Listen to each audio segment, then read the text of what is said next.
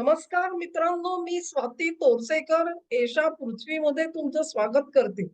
अगदी काल परवाच बातमी होती. तो अमेरिकेचा जो हेर आपण पकडला मॅथ्यू व्हॅन डायक, त्यांनी कोर्टात अर्ज केलेला आहे, की मला काय हे भारतीय खाणं काही जमत नाही. त्याच्यामध्ये खूप मसाले आहेत, तेल आहे आणि ते सगळं माझ्याच्यानी खावलं जात नाही. माझं वजन कमी झालंय. तेव्हा मला माझं जेवण शिजवू द्या. मला सुविधा द्या त्याच्यामध्ये आणि मला जे काही त्याला काय-काय पाहिजे, तर त्याला फिश पाहिजे, श्रिम्प्स पाहिजे. बऱ्याच काय-काय गोष्टी लिहिल्यात त्यांनी. रॉयल ट्रीटमेंट सगळी त्याला कशी पाहिजे तुरुंगामध्ये त्याची मागणी केलेली आहे. त्या मॅथ्यू व्हॅन डायक साहेबांना. मग मला कॅलरी कशी कमी पडतात, त्या कॅलरी कमी पडण्यासारखं काही जेवण नाही. जेलमध्ये जे जेवण मिळतं, ते तुम्ही खाल्लत तर त्याच्यातून तुम्हाला कॅलरी निश्चित मिळतील. व्हॅन डायकच्या जिभेचे चोचले कोण पुरवणार? त्याचे चोचले पुरवायचे तू तिथे त्या म्यानमारच्या जंगलामध्ये फिरत होतास आणि अरुणाचलच्या, तिथे तुझी कोण जिभेचे चोचले पुरवत होतं? तिथे काय तुला बिन तेलाचं आणि बिन मसाल्याचं जेवण मिळत होतं? असं. पण त्यांनी ही बातमी आपण बघतोय आणि त्याच्यावर विचार करतोय तोवर काल एक बातमी म्हणजे आता आज 14 तारीख आहे. बातमी काल आली आहे 13 ला. पकडला गेलेला आहे 11 जुलैला. कोण पकडला गेला? त्याचं नाव जॉर्डन ब्राउन. हे साहेब कोण, कुठले, काय त्याची एक छोटीसं प्रेझेंटेशन दाखवते. प्रेझेंटेशन मी अशासाठी नेहमी दाखवते, की एखादा मुद्दा जो आहे ना, तो सुटू नये म्हणून. कारण मी बोलताना जरी माझं राहिलं तरी देखील स्क्रीनकडे बघून तुम्हाला एखादा मुद्दा जो आहे तो समजून जाईल. हे जे जॉर्डन ब्राउन साहेब आहेत, हे मूळचे कॅलिफोर्नियाचे आणि कॅलिफोर्नियामध्ये म्हणजे अमेरिकेचा नागरिक हा, हा साधा-सुधा नागरिक नाहीये. तो मरीन सील आहे लक्षात घ्या. म्हणजे तो सैनिक आहे. मरीन सील आहे.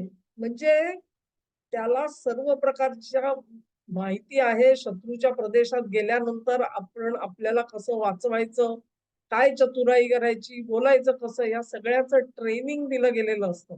असा हा मरीन सेल जो आहे, मी कुठे वाचलं नाही, की तो अजूनही सेवेत आहे का नाही?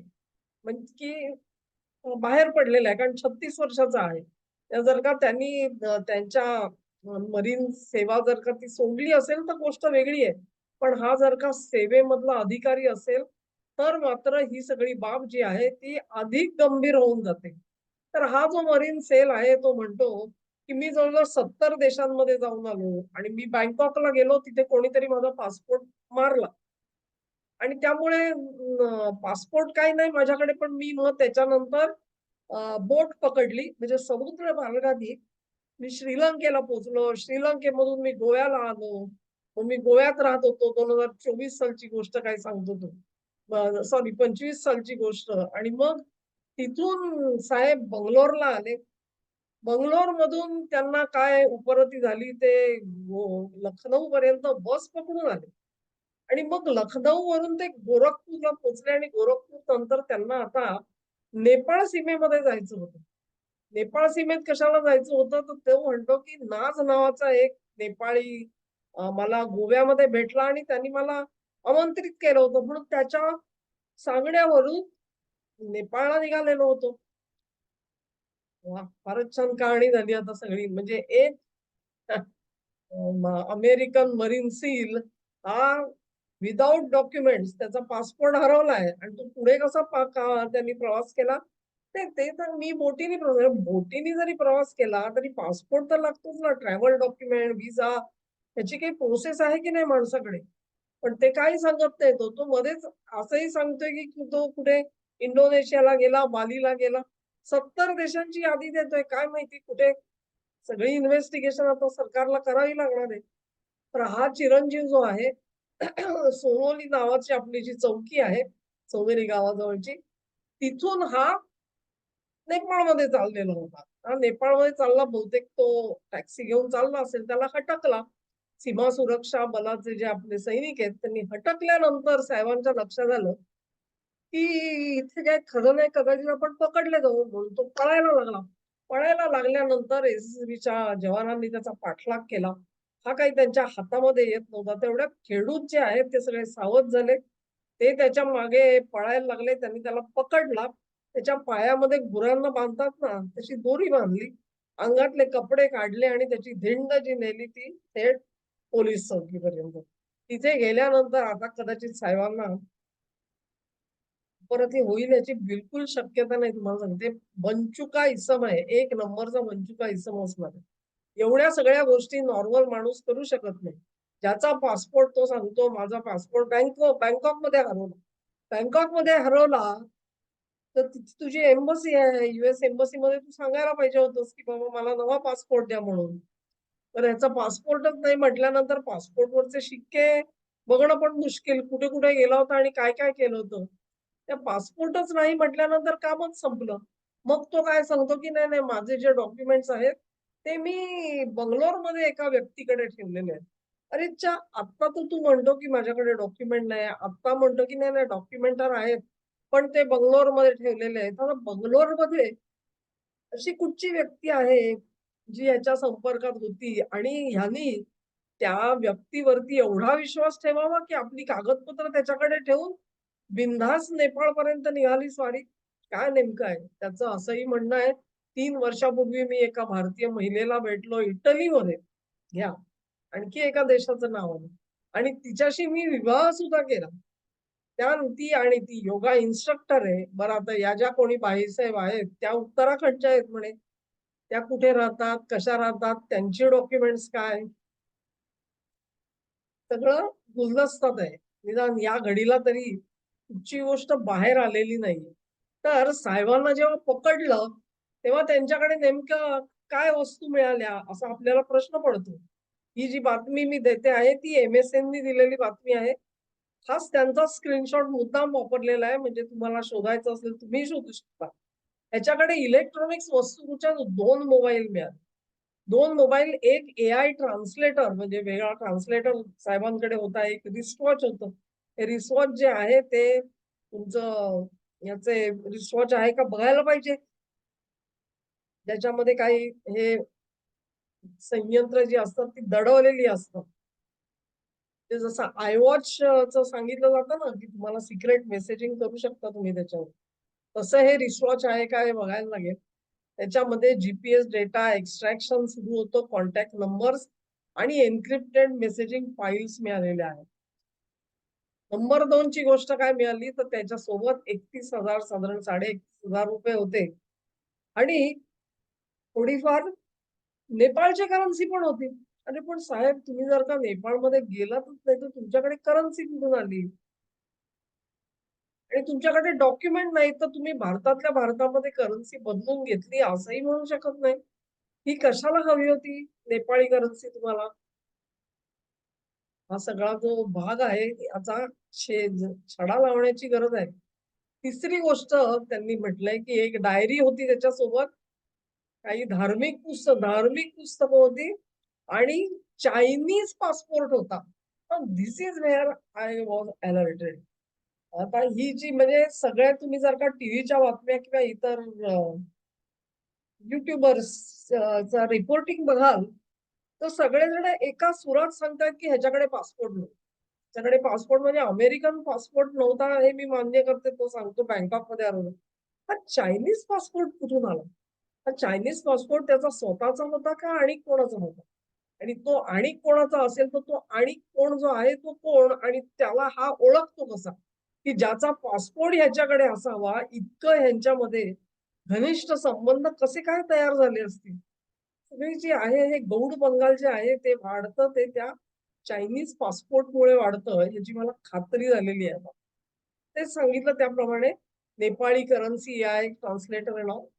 त्याचं शाब्दिक रूप तुम्हाला इथे दिलेलं आहे. तर गंमत अशी आहे, की हे सगळं बघितल्यानंतर त्याचा फोटो खरं दाखवायला पाहिजे होता. पण मी तो हेडिंगमध्ये टाकते म्हणजे तुम्हाला माणूस ओळखता येईल त्याच्यात. गंमत बघा तुम्ही कशी आहे, की आता त्याला पकडल्यानंतर काही जण काही वर्तमानपत्रांनी ज्या बातम्या दिल्यात त्याच्यात त्यांनी असं म्हटलेलं आहे, की खेडूतांनी पोलिसांना सांगितलं, की हा आम्हाला उकसवत होता. हा आम्हाला चिथावण्या देत होता. हा आरोप जर का खरा असेल, तर चिथावण्या देण्याचं नेमकं कारण काय होतं? ही गोष्ट अशी आहे, की जो स्थानिकांना चिथावणी देण्यासाठी तो वापरतो. त्यांना प्रोत्साहन देण्यासाठी वापरतो. त्याला नेपाळमध्ये मुळात जायचं कशाला होतं? हा नाझ नावाचा गृहस्थ कोण आहे? नाझ हे नाव काय मूळचं नेपाळी नाव नाही आणि ते नाव जर का पाकिस्तानी नाव असेल, तर गूढ आणखी वाढेल. जर चीनी पासपोर्ट ह्याच्याकडे होता, तर त्यांनी त्या पोलिसाला चीनी पासपोर्ट दाखवायचा होता आणि त्याच्यातून नेपाळमध्ये प्रवेश करायचा होता. तो का नाही केला? तो कुठे ठेवलेला होता पासपोर्ट आणि तो मिळाला कसा? सगळ्या गोष्टी ज्या आहेत त्या गुलदस्त्यात आहेत. पण आपल्यासाठी एक मोठी गोष्ट अशी आहे, 2 गोष्टी मोठ्या आहेत, की याला खेडूतांनी आयडेंटिफाय केला आणि पोलिसांना सांगितलं, की हा आम्हाला उकसवत होता म्हणून. हे महत्वाचं आहे. आजकाल आपण म्हणतो, की जे हातामध्ये सेलफोन आहे प्रत्येकाच्या आणि जगभरात काय चाललंय त्या सगळ्या घडामोडी ज्या आहेत त्या देशाच्या खेडोपाडीपर्यंत जाऊन पोहोचतात. लोक वाचतात आणि अलर्ट आहेत आणि म्हणून ह्याला पकडू शकले लक्षात घ्या. नाहीतर 15-20 वर्षापूर्वी गोऱ्या कातडीचा माणूस आला, की त्याचं फार मोठं उदात्तीकरण आहे. नाही एवढा मोठा साहेब या, बसा, आमच्याकडे जेवा वगैरे खेडूतांनी पाहुणचार केला असता. परंतु तसा याचा पाहुणचार झालेला दिसत नाहीये. तेव्हा खेडूत सावध आहेत, की हा आलाय कशाला? हा अमेरिकन माणूस हा असा का फिरतोय? ही शंका जर का त्यांच्या मनात आली असेल, तर त्या खेडूतांचं पण अभिनंदन करायला पाहिजे. नंबर 2 ची गोष्ट अशी, की मॅथ्यू व्हॅन डायक नंतर हा जर पकडला गेला, परत अमेरिकन. आता ह्याचं नेटवर्किंग काय होतं भारतामध्ये आणि त्याचे आणखी साथीदार कोण होते, ते कुठे होते, ते आधीच नेपाळमध्ये पळून गेलेले होते, की ह्याच्या मागून जाणार होते. या सगळ्याचा छडा लावण्याची गरज आहे. हा काही कोणी मोठा साधू नाही, की जो तिकडे जाऊन पशुपतीनाथला जाऊन नमस्कार करणार होता. अशी काही शक्यता दिसत नाही. याची जी काळीबेरी अ, कारस्थानं आहेत, ती कारस्थानं समोर यायला पाहिजे. ते मला हे वाटतं हसू कशासाठी येते, तर ते डोनाल्ड ट्रम्प आणि त्यांची टीम अख्खी सर्जिओ गोर, मार्को रुबियो हे सगळे भारताच्या मागे लागले, की कसंबसं करा आणि त्या मॅथ्यूला सोडवा. आता मॅथ्यूला सोडवता आणखी एक पकडला गेला. त्या सर्जिओ गोरचं काम घोर झालंय. त्याला अजून एकदा पाय धरायला यावं लागणार. मग ते जयशंकरचे पाय धरा, दोवलचे पाय धरा, नाहीतर आणि कुणाचे पाय धरा. विक्रम मिस्त्रींना जाऊन भेटतील कदाचित. सांगता येत नाही काय नेमकं करणार आहेत. तर त्याला सोडवता आणखी एक पकडला गेला आणि आणखी असे किती पकडले जातील हे सांगता येत नाही. हा बाय फ्लूक पकडला गेला असंही तुम्ही म्हणू शकता. त्याच्यामागे काही मोठी सरकारची योजना होती असं दिसत नाही. किंबहुना कदाचित मग जर का तो त्याच्यावर पाळत असेल, तर त्याला नेपाळमध्ये सहजासहजी जाऊ द्यावा या इच्छेनेच तिथपर्यंत तो पोहोचू शकला असं मला वाटतं. आणि नेपाळमध्ये त्यांनी क्रॉसओव्हर केल्यानंतरच त्याचं जे नेटवर्क आहे ते कदाचित डिटेक्ट करण्याची सुद्धा इच्छा असू शकते ऑथॉरिटीजची. आजच्या घडीला ही पिक्चर बिलकुल क्लिअर नाहीये. ज्या वेळेला भारत-अमेरिका संबंध अशा पद्धतीने दुरावलेले आहेत आणि ट्रेड डीलमध्ये रस नाही म्हणून भारताने सांगितलं, की तुम्ही आम्हाला जर का स्पेशल रेट देणार नसाल, तर आम्हाला ट्रेड डील करायचं नाही. म्हणून ते पुन्हा एकदा बॉल टोलवून हा अमेरिकेच्या कोर्टमध्ये धाडलेला असताना ही गोष्ट घडावी, ही विलक्षण बाब आहे. एक प्रकारे अमेरिका इथे त्यांचं जे सगळं नेटवर्क होतं ना, लक्षात घ्या तुम्हाला बांगलादेशमध्ये तो एक अमेरिकन मारला गेला आठवत असेल हॉटेलमध्ये. तो हेर होता असं सांगितलं गेलेलं होतं. यायचा. तिकडे 2 किंवा 3 घटना घडल्या. अज्ञात अज्ञात वीरांनी खात्मा केला. हॉटेलमध्ये मारला गेला तो. त्या सगळ्या प्रकारानंतर संपूर्ण नेटवर्क कदाचित कोलमडून पडलेलं असेल किंवा त्याला क्षती पोहोचली म्हणतो आपण, नुकसान झालेलं. ते सगळं पुन्हा एकदा बांधण्याचे हे प्रकार आहेत का? आणि म्हणून ही सगळी मंडळी जी आहेत, ती अशी मुंगळ्यासारखी इकडे फिरताना आपल्याला जरूर दिसतायत. आणि या सगळ्याचा पाठपुरावा करण्यासाठी कदाचित रुबियो साहेब इकडे येऊन गेले 4 दिवस मस्तपैकी त्यांना कसा टाटा बाय-बाय केला भारताने मधला फिंगर दाखवून ते आपण बघितलं. आणि ते गेले तसेच परत कोण त्यांच्या स्वागताला गेला नाही आणि काही झालं नाही. एकही काम झालं नाही. मॅथ्यू व्हॅन डायकच्या प्रकरणामध्ये पाऊल पुढे पडलं नाही. तोपर्यंत आता त्या व्हॅन डायकसाठी दाताच्या कड्या करून झाल्या, तर जॉर्डन ब्राउनसाठी करायची पाळी आली. आणखी सुद्धा लाईन अप झालेले असणार आहेत मला खात्री आहे. हे सगळे करणार काय होते हा प्रश्न आहे.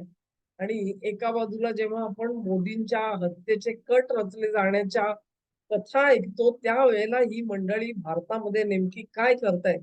ही शंका आपल्याला यायलाच पाहिजे.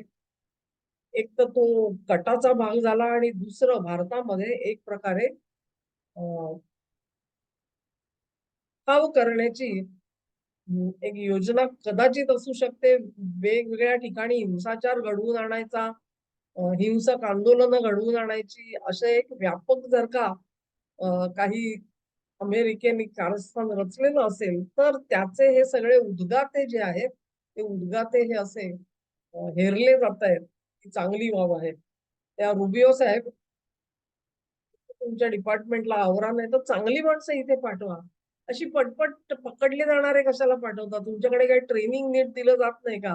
इतके सहजासहजी कसे काय लोक तपासतात आणि त्यांना आयडेंटिफाय करतायत? सामान्य माणसं सुद्धा, "हां, आम्हाला चिथावणी देत होता," सांगत होते आणि त्यांना काही चिथावणीवर आहे त्याची पटली नाही. तेव्हा तुमचं ट्रेनिंग कुठेतरी कमी पडतंय. जर का काय जाळं जे काही उभं करायचं ना, कोण तुमच्या हेराना जाऊन कोण हॉटेलमध्ये काय मारतोय, कोण इथे काय मारतोय. तर तुम्ही बिश्नोई गँगवरती तिकडे ॲक्शन काय घेताय? सगळ्याचा काय थांगपत्ता लागत नाही साहेब. काहीतरी करा आणि ब्रिंग इन ऑर्डर. जमलं तर, नाहीतर असेच हेर पाठवा आणि आम्ही असेच पकडत राहू आणि त्यांना एक्सपोज करू. तुम्ही एक्सपोज व्हा.